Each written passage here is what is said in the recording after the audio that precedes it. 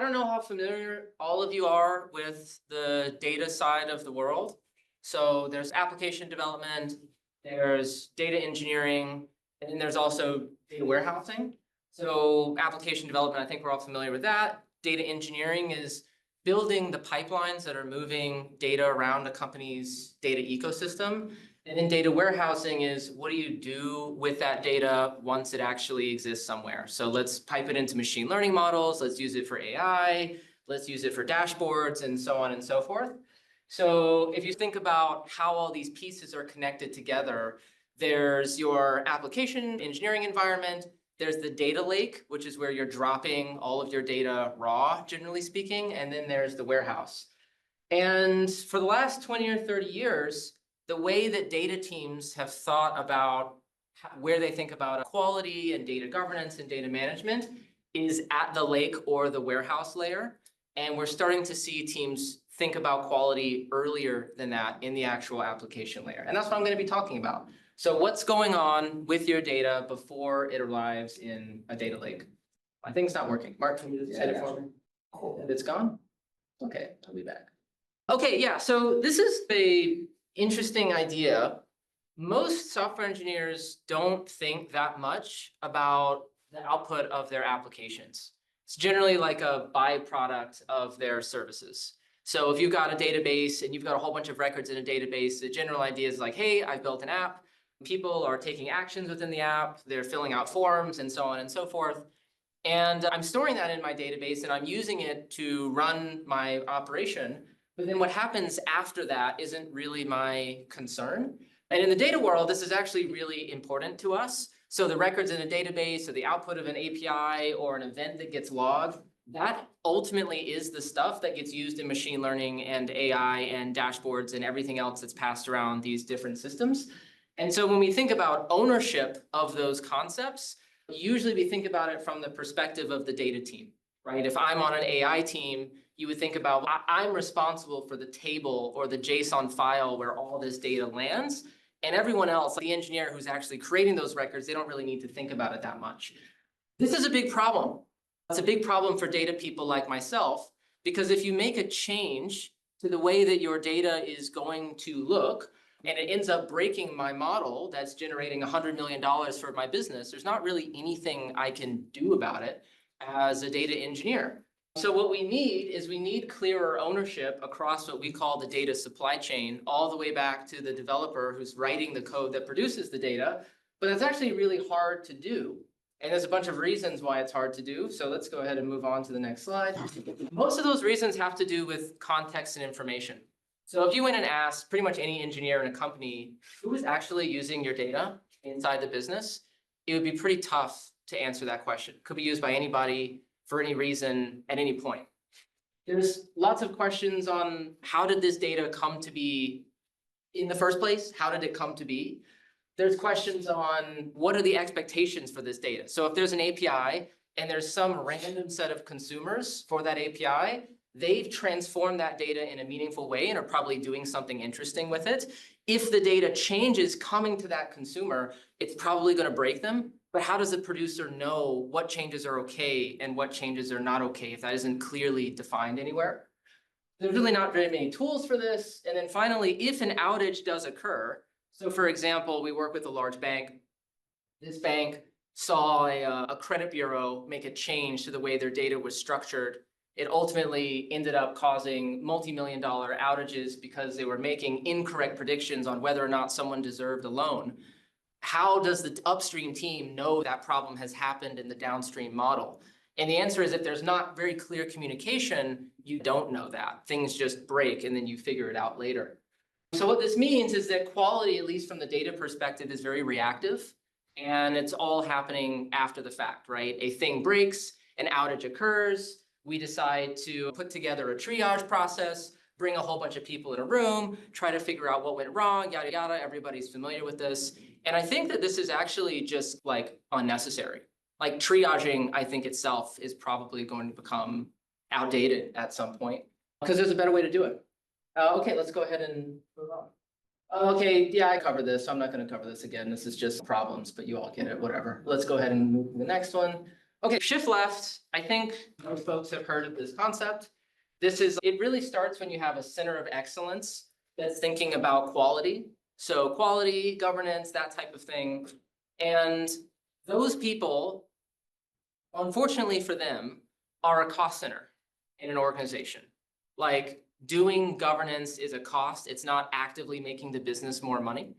And if you're an engineer who's working on the application, you are making the business more money. And so anything that's slowing you down to deliver more value from the business is always going to be a lower tier priority. So it's very hard for governance people and quality people to get budget. And what they started to do in these various fields is say, okay, instead of me having my own little corner of the world where I'm trying my best to get upstream teams to follow the rules, so to speak, I want to make it so the upstream teams who are responsible for making the money are now thinking about quality as well. And we've seen that, right? That's happening in QA. It's certainly happening in DevOps, starting to happen a lot more in security. In certain industries, it's really happening in governance and compliance, but it's not really happening in data. You still see data teams pretty siloed from the upstream engineering teams. So let's go ahead and move on, Mark.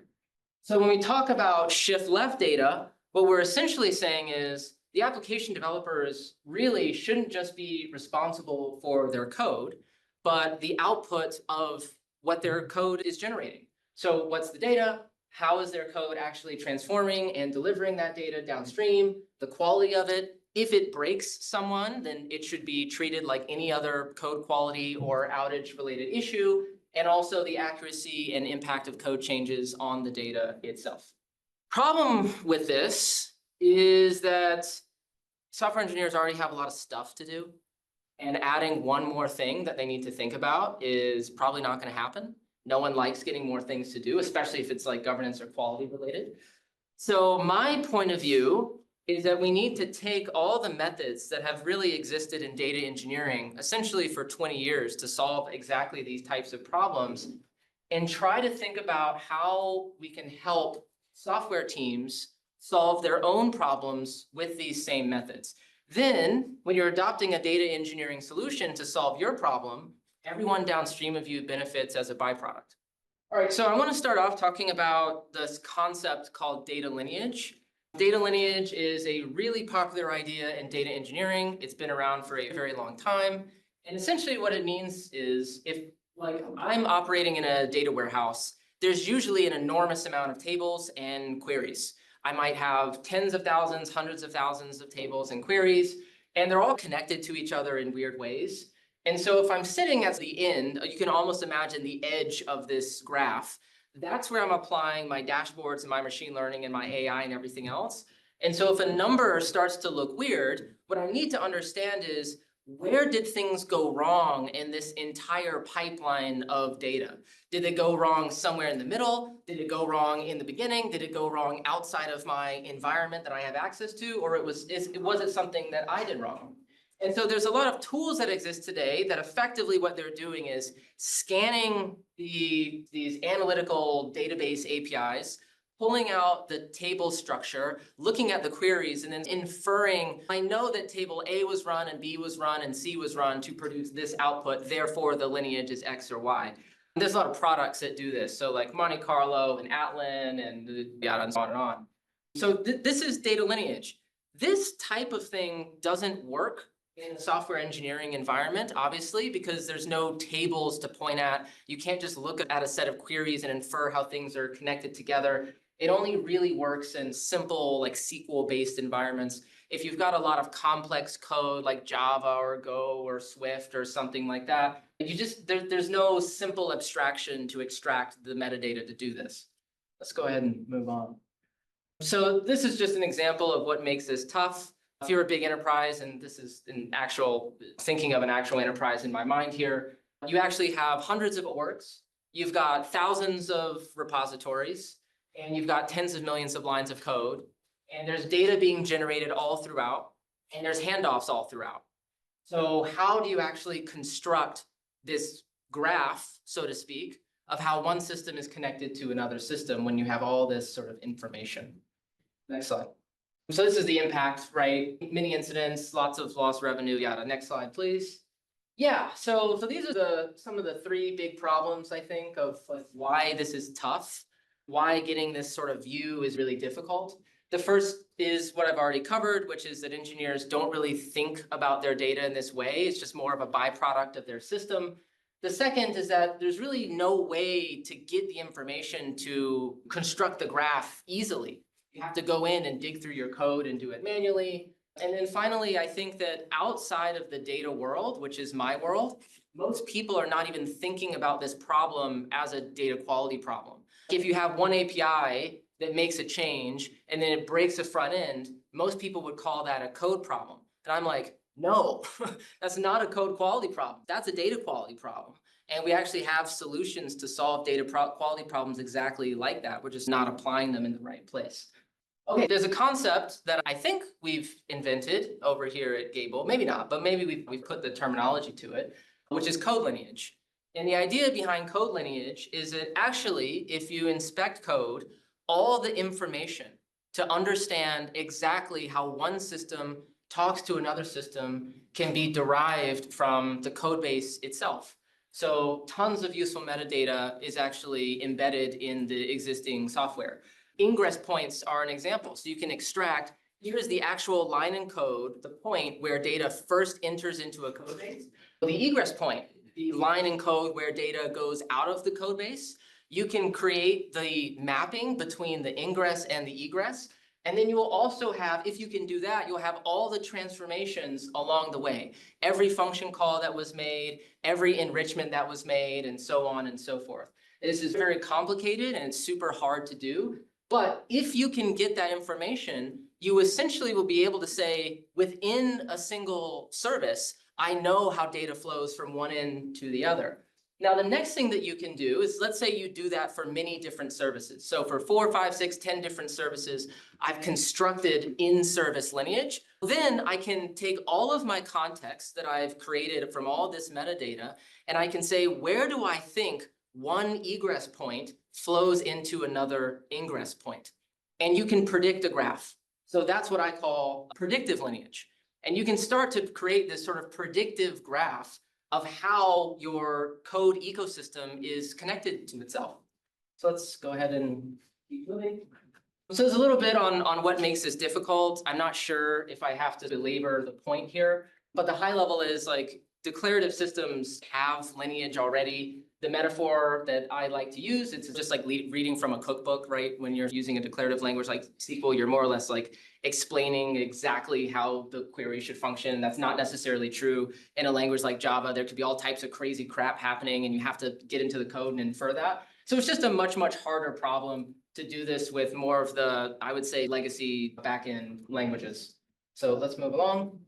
Okay, yeah, so I want to talk a little bit about predictive lineage and what goes into it because it is a very hard problem.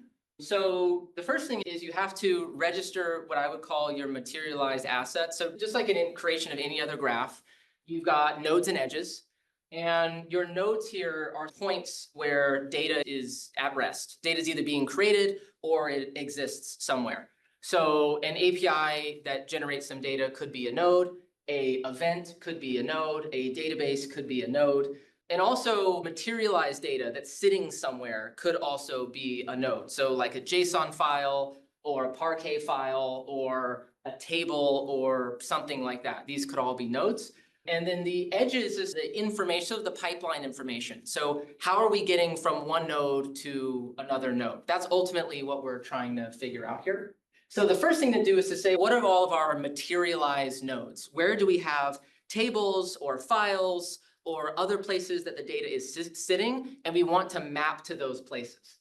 The next thing that we want to do is edge detection through static code analysis. So if you're familiar with static code analysis, it's essentially like very low level, sort of compiler level. You're like looking at a code base and inferring what is like how that program is going to run without running it.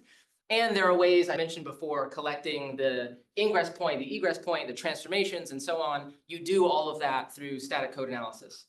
The next thing that you do is you enrich those edges through all the metadata that you have about the system. So lots of cool things you can do there. I'll talk about in a second. Then you do deterministic edge resolution. You're effectively saying, I know for a fact that node A cannot talk to node B, so I can close off that as a potential connection. And then you go through a scoring process. So you say, based on all the connections that are available and all the data that I can see, I think that node A talking to node C is 70% likely, and you go down the list that way, and then you usually have a human in the loop validation process. Let's go to the next one. Okay, this is like super high level, but you start with all potential nodes, and you want to try to get as much of this information as you can. There are scanners that you can build to make it easier for you, but whatever, let's just assume we have our nodes. So then the next thing we do is we say, okay, there might be some deterministic metadata available in the code itself. So anywhere in the code where we're specifying where some data is being written. So we might say, we know the code literally says that we are writing some event to this very particular S3 bucket. We can go ahead and make that link. Great. So let's go ahead on to the next one. Then we start to use exclusion-based metadata, and that's stuff like, I can look at some security access logs, or I can look at permissions or things like that and say, system A does not have the permission to talk to system B, so I can go ahead and exclude any services that I think might be writing from one to the other. Next, now I start to apply my scoring, and there's a lot of stuff that goes into the scoring. So it would be things like, what is the context of where the data is produced in a particular repo? If there's user information, for example, then we might say, okay, we know that there's user information coming from this service. We think that this is probably a pricing service, and we're looking at the table where the data is landing, and we can see a lot of user data, and we can see pricing data, and we can see that that's the type of thing that's being scored here. And all of that kind of goes into a predictive model. Next. Next, it's interesting because there was a talk earlier on using AI for hypothesis testing. This is another application of that same concept, where once you have your potentials, right, you've constrained the field meaningfully, then you can start to say, if system A and system B are connected, then I would expect the data to look a certain way. AI, can you look at the data and validate if my hypothesis is correct or not? And it actually does a pretty reasonable job at doing this. And this sort of helps you optimize your scores. So you might say, okay, I would expect to see these 5 or 6 records in this place with this user ID. And if I don't see that, means that maybe I'm wrong about these two systems being connected. Okay, let's go ahead and move on. So I have to do my spiel about Gable. The high level is, this is one of the problems that we try to solve. Mark talked before about data contracts, which is defining these expectations between systems and CI/CD and enforcing them. We also have this component of building the graph of how code flows from one end of the application to the downstream. Layer all that stuff together and you get a ton of visibility pre-deployment, which is really cool. Let's go ahead and move on. And so ultimately our goal here, like if we actually get this graph view set up and it's working meaningfully well, it can be used in a ton of awesome and interesting ways. So the first way is, I mentioned before, is I think triaging is just a crappy process. Right now, there's not really a whole lot of information when something breaks to tell you where you should even be looking about what went wrong, right? People just come together and they talk about that. But if you know that system A is connected to system B in this way, then and you're extracting all this information from the code itself, then you can get a lot of useful metadata from your DevOps platform, from a GitHub or a GitLab, about changes that were made to certain operations along this data's path, and which one is likely the culprit for some problem. And that helps you figure out, okay, maybe the root cause was one of these 3 potential changes that occurred over the last day or 2. So it can save an enormous amount of time. The other thing that it can do is essentially mapping out your data model, which a lot of companies don't know. They have super complex code bases. They've evolved over a very long period of time. And if you ask them, like, do you actually know what your data model is, like for real? That's a hard question to answer. But if you have a system that's automatically extracting all this metadata, you'll know every place in code where customers is defined, every place in code where pricing is defined. You'll know exactly what that means in the context of that code base. And you'll also know what the consumer is doing with that information, which is also extremely useful, because you might say, hey, I've got a pricing object over here, another pricing object over here. They're different, but they're being used in a similar way by different teams. That's an opportunity to optimize, right? We should only have one pricing object and everybody should be using it, right? So this is just, it just opens up a different type of quality, a different way of thinking about your infrastructure, and a different way of thinking about CI/CD that I think hasn't really been explored all that much. Let's go ahead and move on. So here's just a visualization of everything that I'm talking about to help you make it real a bit. So I mentioned these two types of lineage. On the right here, or is this right? Yeah, on the left here, you've got inter-service lineage. So this is showing from an ingress point in a code base to an egress point. What is the path that data follows? And then what are the transformations along the way? So you probably can't see it because it's tiny, but at the bottom here, this is showing the steps. And all of these are the transformations. So what is happening to the data at each step in the path? And this takes you to a very particular line of code and an AI summary of what's actually happening in the code base. Over here is your cross-service lineage. So again, it might be a little bit too small to see, but you basically got like a Java-based event processor, and then that hands off data to DynamoDB, and then that hands you off to a feature calculation service, and that's handing you off to a bunch of other sort of things. So you've got like a fraud detection model and a bunch of the things that are happening here. And this is all happening at the field level. So it's not just, here's a schema, and we know some stuff from the schema ends up over here. This is, you've got a very particular field, which is called message. It ends up in DynamoDB, it ends up here, it ends up here, it ends up here. And again, this is just a view into how data is flowing across your ecosystem that most people actually don't have. So if you go in to make a change to a feature, you'd be able to see pretty immediately, this is what the blast radius actually is. These are the people who are going to be impacted. These are the systems that are meaningful that will be impacted. And this is maybe how we should communicate that change or plan for it. Okay, next slide. Yes, so this is a bit about how Gable works. I think I won't spend a huge amount of time on it, but the high level is it all happens in the PR. That's the goal. It should be a part of the CI/CD workflow.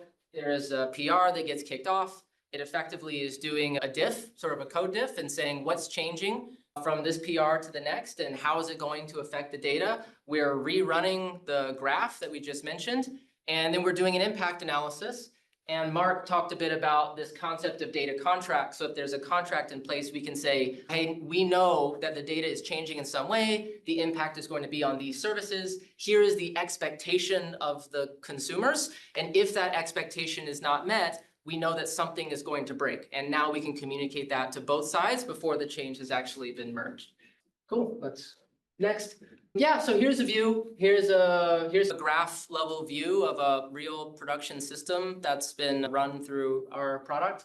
You can see that the yellow dot in the middle is a track event function. So that's a function that's used by a pretty large company to collect data that they then pass around and use in a bunch of different ways. All of these blue dots are showing sort of the various function calls through which that data ultimately is processed, and just how big the blast radius is and just how many people and systems are connected to it. So one use case for this that we've seen before is, hey, I am going to upgrade a library and I need to know every single place in my company where someone is using that library and how they could be impacted. That's one use case for a system like this. Another is compliance and governance. So if I have, let's say, CCPA, GDPR, something like that, and I need to prove that I've got some sensitive customer data, I need to know exactly where it's flowing, and I need to do that in a sort of automated fashion, manually tracking it down. This is another way that you can do that. So just a couple use cases. Let's go ahead and move on. Yeah, people have already seen this, and they've seen this. These are just close-ups view. Okay, yeah, these are some of the problems. I talked about the PII tracking just a second ago. Outage mitigation and root causing, I've also talked about. The other thing it's really useful for, just having this type of view, is migrations. Migrations take a really long time, and it's usually not because it takes a super long time to build new services. It's really hard to track down exactly what's going to happen to the people who are consuming the old service and then figure out what they should do to move on to the new one. That's actually a lineage problem, right? That's just data is going from system A to system B. They're using it in some way. I don't know what's going to happen when it changes. And then also code understanding, right? Just what's the data model? How are things connected? And so on and so forth. Cool. Yeah, so that's basically the end of the presentation. I think that data ownership is really important. I think that it's really important that software engineers, aka producers, are taking ownership of their data producing code. And I think the only way to do that is to have systems like this that make the process of data management actually useful. So yeah, that's it. a presentation. Thanks, guys. Any questions? So you mentioned that the core component is source code analysis, but then you also mentioned particularly where you were after the slide that had zeros and ones for connections, where you went into fractionals and so slide before that you were talking about analyzing actual data sources. Yes. And I just wanted to know how that works. Just like how all the pieces tie together, basically. No, so Just the machine learning component. the source code analysis I understand, Yeah. but is there a component that in Gable that actually looks at data and tries to guess where that could be coming from? Yeah, there is. So there's a couple things. So there's a few ways we basically call any node being registered in our system an asset. So a code repo could be an asset, a file could be an asset. And depending on the technology, there's different ways that we can automatically extract the metadata to link those assets into a chain. The static code analysis is the way that we do it for code repos. There are other ways that we do it for, let's say, I've got an S3 bucket, there's tons of files in there, and I want to be able to draw the map between sort of my events and all those various files. We can essentially plug into those buckets through a variety of different mechanisms, scan through them, crack open the files when we think that there's data inside, and then extract like a subset of the rows. And then we'll say, okay, based on the information we see, let's create that as an asset in our system. And then we can also use that information for predicting the lineage graph. So we can't do that analysis in all scenarios for all technologies. But if there is like a file-based system that has a schema that we have access to, we can do things like that. Thanks. You mentioned a static code analysis. What languages are supported? Yeah, so right now it's all the type languages. The things that we don't support is like a Python, for example. This is going to be more of a dynamic language support that's coming soon, but like Java, C#, Swift, Go, Kotlin, like all of those, there's pretty good coverage.